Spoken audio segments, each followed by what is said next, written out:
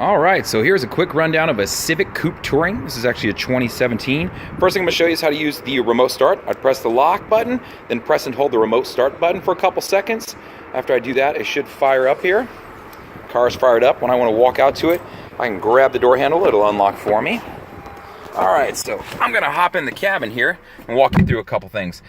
First thing I'm going to show you is over here on the side of the dash, you'll see a couple controls. This one is to affect my road departure mitigation if I wanted to turn it completely off. Above it is my forward collision warning system, so in the event that I wanted to turn that off, not sure why you'd want to, but if you did, you could. Right here is vehicle stability assist, which controls traction control, things like that. To turn that off, you would hold it down for a couple seconds and it'll crank it off. The only time you'd want to turn that off is if you were going to need to spin the tires to get out of the mud, something like that. A couple things I'll show you here. Right here, ooh, we got some AC going. You will see the volume controls for the radio. What's really cool is that I can drag my finger up and down it along with tap on it. So you'll see that when I drag it up, my volume went up. When I drag it down, my volume comes down, or I can tap it to turn it down. In any of my menus that I want to get to up here in the center, I have a button right here I can press, and it will toggle through those menus when I get to something that I want. So in this case, navigation, I could select it. It'll pull up what I've got going on. If I turn by turn directions, it would be right there. So that's what those buttons do. Down here, you're going to see to answer a phone call, to hang up a phone call or go back, and use voice commands, whether it be for navigation, for Bluetooth, anything like that. I'm going to switch over to the other side of the steering wheel. This is where my controls are for my Honda sensing. So when I press the main button here, you're going to see it light up ACC and LKAS. That stands for Adaptive Cruise Control, and my Lane Keep Assist. So that's what those are.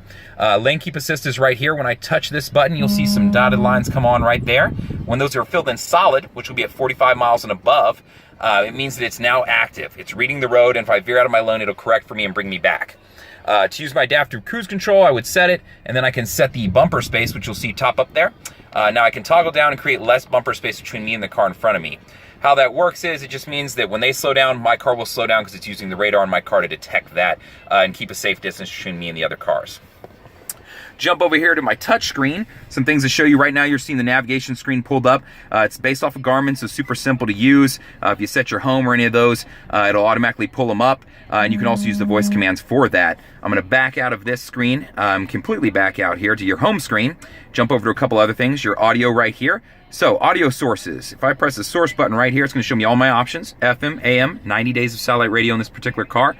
Do have USBs. As far as listening to music, do anything with an I. So if you got an iPhone, an iPad, an iPod, it'll work. Bluetooth. So difference between these two I really like. Using the Bluetooth symbol, if I'm listening to Spotify, Pandora, any kind of program like that, or music off my phone, it doesn't lock up the screen. When I use the Pandora button, it's going to lock the screen on my phone to where if I get an email, a text, something like, I'm not going to be able to look at it. So I personally like to use the Bluetooth symbol a little bit more. Down here on your climate controls, it is dual controlled, so I have a couple. I can go to auto if I want to just set a temperature in the cabin and allow it to work for me. And then additionally, if I want to control it off the touch screen, I can do it from right here where you can see all my options there. Right here, I've got my heated seats. And then below, this customer has added the charging wireless station down there, so you can see that that's a little bit different right there. Over here, commonly three buttons that I have tons of questions about. The brake hold button. So in the event that I come up to a light and I'm in traffic, and I keep having to hit the brakes, hit the gas, hit the brakes, hit the gas, I can press this button. And when I do, it'll light up in my center over here. Let's see if it'll do it right now for me. Yeah, so it'll tell me to engage the brake. What'll happen is I come up to a complete stop, it'll hold the brake for me. I can take my foot off the brake and the gas, and it'll hold. When I hit the gas, it'll take a second, and then it'll pull me back on, and I'll be going down the road, so I don't have to, shift to park, shift back and forth, that kind of thing. My electronic parking brake, to use that, I want to put my foot on the brake, pull up on it to set it, and you'll be able to hear it when you do it. And to turn it off, I want to press down on it with my foot on the brake to let it go off. Econ button, common question about this car is what does it do and how does it work? Econ button, whenever I engage it, a green leaf will light up here, there. So you see my green leaf come on. What this does is improves gas mileage of the car. How it works is it will shut down some of the electrical systems in the front end of the car. Things like the AC unit won't blow as hard. Your accelerator, if you smash it to the floorboard, it won't go quite as fast. So just a reminder of what this does. It improves gas mileage, but it limits some things.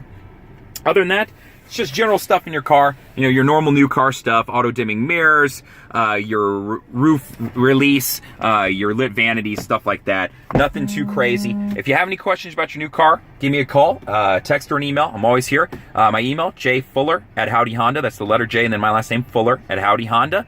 Love to help you out, or you can respond back to this YouTube video. Other than that, enjoy the new car and have fun.